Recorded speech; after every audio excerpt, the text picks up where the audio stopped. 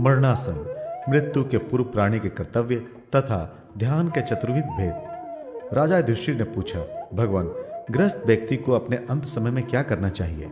कृपा कर इस विधि को आप बताएं, मुझे यह सुनने की बहुत ही अभिलाषा है। भगवान श्री कृष्ण बोले, महाराज, जब मनुष्य को यह ज्ञात हो जाए कि उसका अंत समीप आ गया है तो उसे गरुड़ ध्वज भगवान विष्णु का स्मरण करना चाहिए।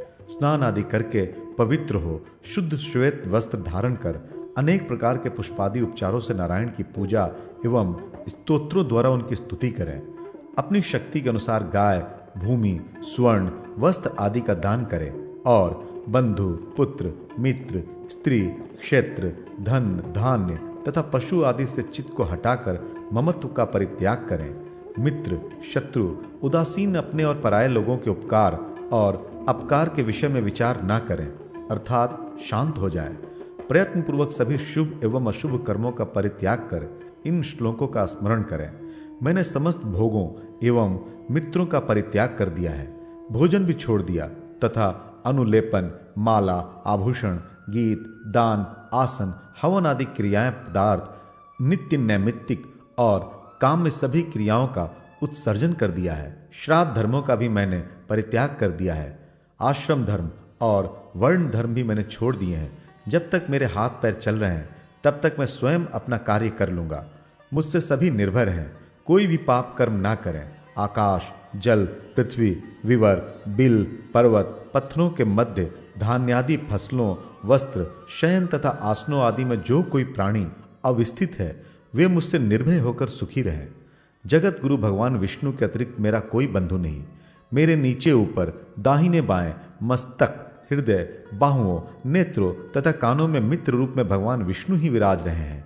इस प्रकार सब कुछ छोड़कर सर्वेश भगवान अच्युत को हृदय में धारण कर निरंतर वासुदेव के नाम का कीर्तन करता रहे और जब मृत्यु अति समीप आ जाए तब दक्षिणाग्र कुशा बिछाकर पूर्व अथवा उत्तर की ओर सिर कर शयन करें तथा जगतपति भगवान विष्णु का इस प्रकार चिंतन करें। भगवान विष्णु, जिष्णु, ऋषिकेश, केशव, मधुसूदन, नारायण, नर, शौरी, वासुदेव, जनार्दन, वराह, यज्ञ पुरुष, पुंडीरकाक्ष, अच्युत, वामन, श्रीधर, कृष्ण, नरसिंह, अपराजित, पद्मनाभ, अज, श्रीश, दामोदर, अधोक्षज, सर्वेश्वेश्वर, शुद्ध, अनंत, विश्वरूपी, चक्री, गदी, शांत, शंखी, गरुड़ ध्वज, किरीट कौस्तुभधर तथा अव्यय परमात्मा को मैं प्रणाम करता हूँ। जगन्नाथ, मैं आपका ही हूँ, आप शीघ्र मुझ में निवास करें। वायु एवं आकाश की तरह मुझ में और आप में कोई अंतर न रहे। मैं नीले कमल के समान श्याम वर्ण, कमल नयन भगवान विष्णु अथवा सौरी अथवा भगवान श्री कृष्ण आपको अपने सामने देख रहा हूँ, आप भी मुझे देखें। इन मंत्रों को पढ़कर भगवान विष्णु को प्रणाम करें और उनका दर्शन करें तथा ओम नमो भगवते वासुदेवाय इस मंत्र का निरंतर जप करता रहे। जो व्यक्ति प्रसन्न मुख, शंख, चक्र, गदा तथा पद्म धारण किए हुए, केयूर, कटक, कुंडल, श्रीवत्स, पीतांबर आदि से विभूषित नवीन मेघ के समान श्याम स्वरूप भगवान विष्णु का ध्यान कर प्राणों का परित्याग करता है, वो सभी पापों से मुक्त हो भगवान अच्युत में लीन हो जाता है। राजा युधिष्ठिर ने पुनः पूछा, भगवान, अंत समय की जो ये विधि आपने बतलाई वो स्वचित रहने पर ही संभव है, परंतु अंत समय में तरुण और निरोगी पुरुषों की भी चित्त वृत्ति मोहग्रस्त हो जाती है। वृद्ध और रोगियों की तो बात ही क्या है, अति वृद्ध और रोगग्रस्त व्यक्ति के लिए कुशा के आसन पर ध्यान करना तो असंभव ही है। इसलिए प्रभु, दूसरा भी कोई सुगम उपाय बताने का कष्ट करें जिससे साधन निष्फल ना हो।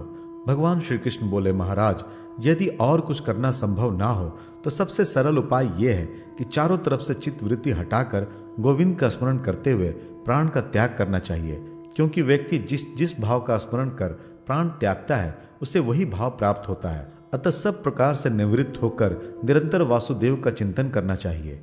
राजन, अब आप भगवान के चिंतन ध्यान के स्वरूपों को सुने जिन्हें महर्षि मार्कंडेय जी ने मुझसे कहा था। राज्य, उपभोग, शयन, भोजन, वाहन, मणि, स्त्री, गंध, माल्य, वस्त्र, आभूषण आदि में यदि अत्यंत मोह रहता है तो ये राग जनित आद्य ध्यान है। यदि जलाने, मारने, तड़पाने, किसी के ऊपर प्रहार करने की द्वेषपूर्ण वृत्ति हो और दया ना आए तो इसे ही क्रोध जनित रौद्र ध्यान कहा गया है। वेदार्थ के चिंतन, इंद्रियों के उपशमन, मोक्ष की चिंता, प्राणियों की कल्याण की भावना आदि धर्मपूर्ण सात्विक धर्म ध्यान है। समस्त इंद्रियों का अपने अपने विषयों से निवृत्त हो जाना, हृदय में इष्ट अनिष्ट किसी की भी चिंता नहीं करना और आत्म स्थिर होकर एकमात्र परमेश्वर का चिंतन करना, परमात्मा निष्ठ हो जाना, ये शुक्ल ध्यान का स्वरूप है। आद्य ध्यान से त्रियक योनि तथा अधोगति की प्राप्ति होती है। रौद्र ध्यान से नरक प्राप्त होता है। धर्म सात्विक ध्यान से स्वर्ग की प्राप्ति होती है और शुक्ल ध्यान से मोक्ष प्राप्त होती है। इसलिए ऐसा प्रयत्न करना चाहिए जिससे कल्याणकारी शुक्ल ध्यान में ही मन चित्त सदा लगा रहे।